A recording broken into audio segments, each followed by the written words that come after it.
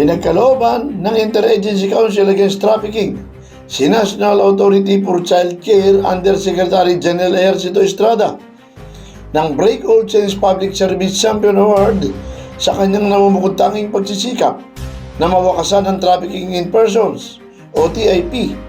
Ang paggagawad ng award ay sinagawa noong July 30, 2025 sa Metropolitan Theater sa Manila.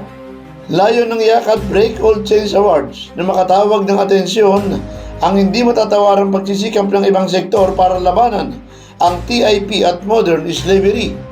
Ang mga parangal ngayong taon ay kumikilala sa malawak na saklaw ng awardees mula sa survivor leaders, local government units at civil society organization hanggang sa law enforcement, prosecutors at public servants na nagpakita ng hindi matatawarang commitment na mawakasan ang pagsasamantala.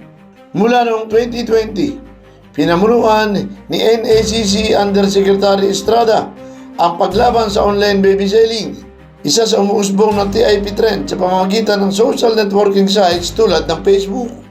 Siya rin ang direktang nakipag-engage sa iba't ibang FB group na nagpapasilitate ng online baby selling upang pag-aralan at ma-assess ang sitwasyon. Nangasiwa rin sa institutionalisasyon ng community level monitoring sa pamamagitan ng 16 na Regional Alternative Child Care Offices at humingi ng tulong sa mga law enforcing agencies.